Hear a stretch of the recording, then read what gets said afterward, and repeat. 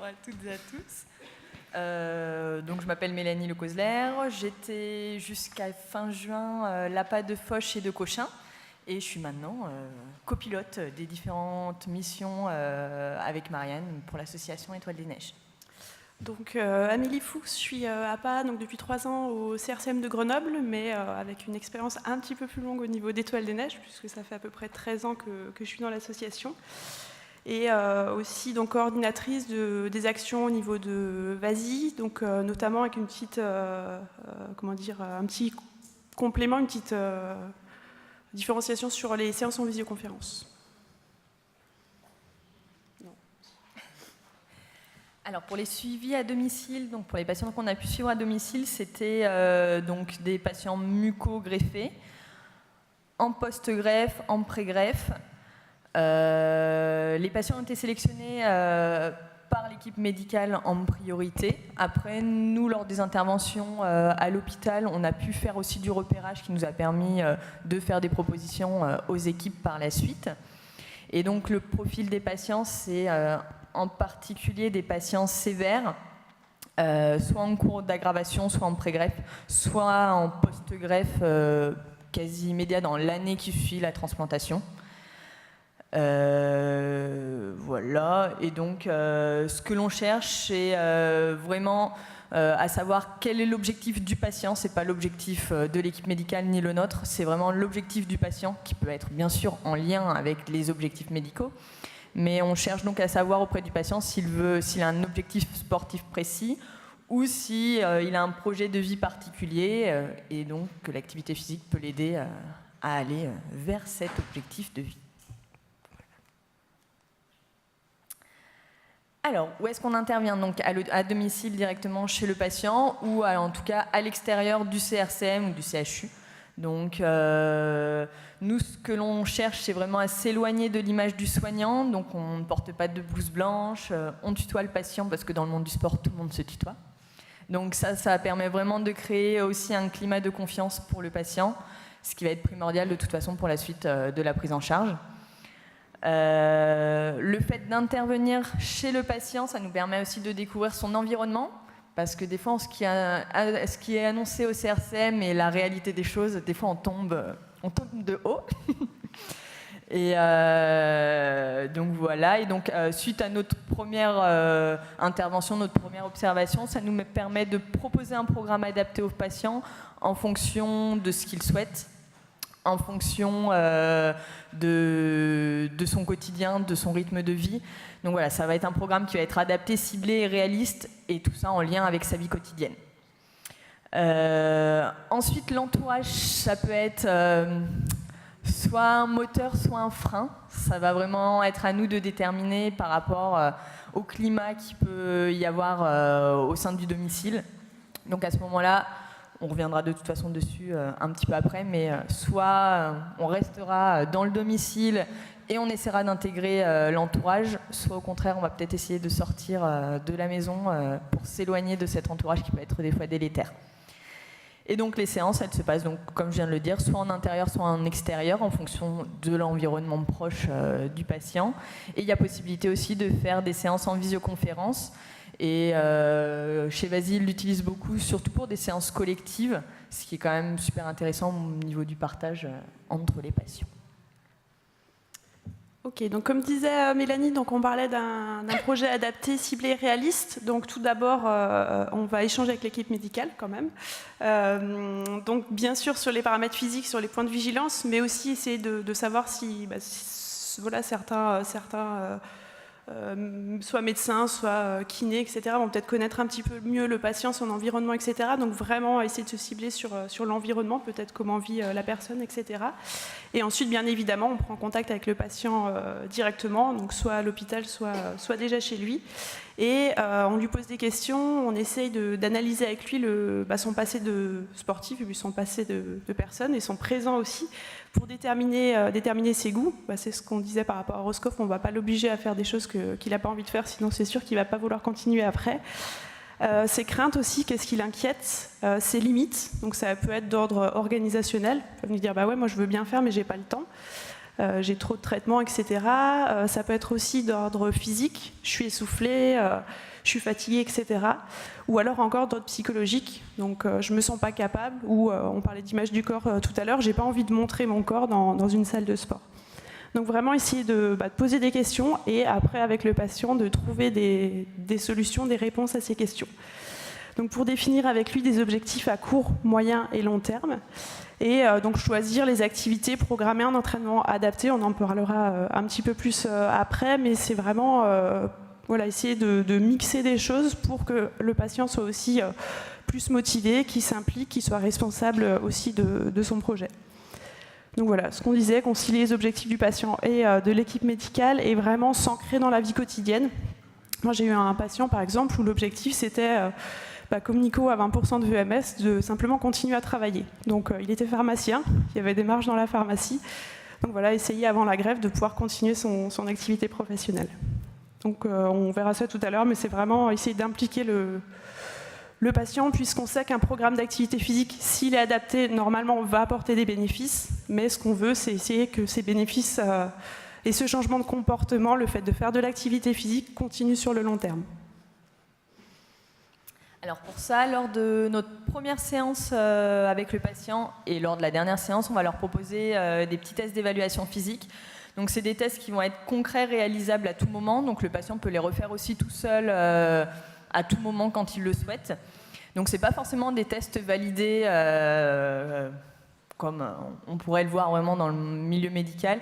Nous, ce qu'on veut, c'est que le patient puisse les refaire à tout moment. Donc il faut que ce soit facile et parlant. Donc pour ça, le premier test qu'on leur propose, ça va être la chaise contre le mur, tenir le plus longtemps possible pour déterminer la résistance des quadriceps. Les pompes, donc faire un maximum de pompes pour la résistance des membres supérieurs. Test de gainage le plus longtemps possible. Test d'équilibre avec le test unipodal. Et moi, je leur propose un test de Ruffier revisité. Alors, c'est un test qui va durer 1 minute au lieu de 45 secondes. Pendant 1 minute, ils vont faire un maximum d'assis debout. Ça ne va pas être des flexions parce qu'ils ne sont pas forcément tous capables de faire des flexions complètes. Donc, ça va être un test assis debout. Et donc, ça nous permet quand même de déterminer une fréquence cardiaque max après l'effort et une fréquence cardiaque de récup 1 minute après la fin de l'effort. Et un test de souplesse. Voilà, donc ça, ils peuvent vraiment les reproduire à n'importe quel moment. C'est encore moi, ouais. Alors, nous avons créé, il y a peu de temps, un fameux test que nous avons nommé le test Reblochon, parce qu'Étoile des Neiges, les montagnes, si on avait été à Caen, on l'aurait appelé le test Camembert. Hein, voilà. Et donc, Justine nous a aidés pour créer ce test, ça a été notre cobaye. Voilà, donc le test Reblochon, c'est quoi? Ça ressemble un petit peu à ce que vous proposez à Roscoff, votre fameuse étoile. Donc, ça nous permet d'évaluer les capacités de vie du patient. Donc je reviendrai plus en détail tout à l'heure, mais là, l'exemple de Justine, vous avez par exemple en bleu le test d'évaluation lors d'une première séance, donc qui correspond, elle a évalué qu'elle était à 72% de ses capacités de vie, et lors de la dernière séance, elle a évalué qu'elle était à 97% de ses capacités de vie. Et pour autant, en l'espace de nos 4 mois, si on se base sur le VEMS de départ, il n'avait pas forcément évolué tant que ça. Mais pour autant, elle était capable de faire beaucoup plus de choses au quotidien à la fin de la prise en charge. Donc nous, c'est vraiment ce qui nous importe. Donc là, vous avez bien remarqué qu'on essayait vraiment de cibler sur des choses concrètes.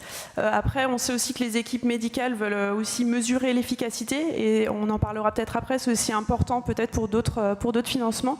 Donc du coup, nous, on a essayé aussi de faire des évaluations à partir des questionnaires validés. Donc après, c'est vraiment le même type, c'est aussi cette petite étoile, mais à partir d'items, donc de questionnaires existants, donc le questionnaire de qualité de vie. Un questionnaire, donc l'ISP12, c'est l'inventaire de soi physique, donc sur l'apparence, le sentiment de compétence sportive, le sentiment de compétence en force, etc. Et aussi le Mucobex, donc je sais que certains d'entre vous ont participé. C'est un questionnaire qui est en cours de validation, qui a été créé par un laboratoire à Nice, financé par l'association Grégory Le Marchal. Et donc en collaboration avec le CRCM de Gien, donc sur les freins et les facilitateurs à l'activité physique, et qui devrait être disponible assez rapidement dans tous les CRCM. Alors, nous, ce que l'on souhaite, c'est vraiment aider le patient à intégrer l'activité physique dans son emploi du temps. Donc le but, c'est de déterminer avec lui, dès le début de la prise en charge, voilà, quel est son emploi du temps aujourd'hui et vers quel emploi du temps il aimerait arriver d'ici 3, 4, 6 mois. Donc pour ça, on va l'aider à créer un semainier. Et dans ce semainier, on va intégrer tous les temps forts de son quotidien. Donc ça va être vraiment... il va y avoir les temps forts habituels, donc pour chaque patient, ça va être le temps des repas, le temps des soins, les temps de repos, le temps de kiné, l'activité professionnelle ou les études s'ils sont en activité, et les temps un petit peu plus de loisirs. Et nous, ce qu'on aimerait, c'est intégrer au fur et à mesure l'activité physique. Donc par exemple, là c'est un exemple d'une patiente en début de prise en charge qui avait une vie complètement déboussolée, on va dire. Elle se levait pas avant 14h, elle se couchait pas avant 3h du matin, elle passait ses journées à jouer à l'ordinateur. Donc il y avait quand même les soins quotidiens, de la kiné 5 fois par semaine chez un kiné, et un repas sûr, des fois un goûter, mais de temps en temps c'est pas toujours. Et donc on a essayé ensemble de travailler là-dessus en lui donnant des objectifs à plus ou moins long terme. Donc au début c'était déjà intégrer plus de repas. Pour intégrer plus de repas, il va falloir se lever un petit peu plus tôt, se coucher un petit peu moins tard, de façon à, dès qu'elle se lève, elle mange. Parce que comme elle avait la nutrition entérale la nuit, à quoi ça sert de manger? J'ai mangé toute la nuit. Donc il a fallu discuter sur tout ça. Et du coup, on a réussi à intégrer à tout ça donc, le fait de se lever plus tôt. On a intégré 2 séances d'activité physique dans la semaine, un temps de recherche parce qu'elle était déscolarisée, donc un temps de recherche pour la suite. Voilà, quel est ton objectif de vie? Qu'est-ce que tu aimerais faire plus tard? Donc à elle de faire ses recherches. Et l'intégration de 3 repas, on n'est pas encore arrivé au bout du bout, mais déjà 2, elle en avait sur 2 à la fin de la prise en charge. Et après, voilà, son semainier lui est laissé, elle l'a collé à sa porte de chambre, donc elle l'a sous les yeux. Donc maintenant, à elle de faire en sorte d'atteindre les objectifs qu'elle s'est donnés. Ensuite, on essaye, comme je vous l'ai dit tout à l'heure, de voir si l'entourage peut être un frein ou un moteur pour nous. Donc si ça peut être un moteur, eh ben, pourquoi pas intégrer l'entourage dans les séances? Pourquoi pas laisser un temps, la place au patient pour devenir coach, et c'est lui qui va coacher son entourage, de façon à ce qu'il se mette dans un rôle de coach, et c'est lui qui va donner les conseils, c'est lui qui va éduquer son entourage, ses parents, sa famille. Voilà. Mais quand la famille est un frein, quand l'entourage est un frein, à ce moment-là, peut-être voir pour plutôt sortir du domicile, aller faire des séances en extérieur et s'éloigner le plus possible du milieu. Et ensuite, tout au long de nos prises en charge, on a vraiment des temps d'intégration, des temps d'éducation autour de la ventilation, autour de la nutrition, de l'hydratation et de l'hygiène. Donc ça, c'est des discussions en lien au départ avec l'activité physique. Mais après, il y a quand même de l'échange qui se fait tout au long du programme. Donc quand on a des questions un petit peu plus spécifiques auxquelles on ne peut pas forcément répondre, et là on peut réorienter le patient vers la diète du CRCM ou autre en fonction des questions, quoi. Voilà. Je vais résumer parce que du coup Mélanie a déjà beaucoup dit.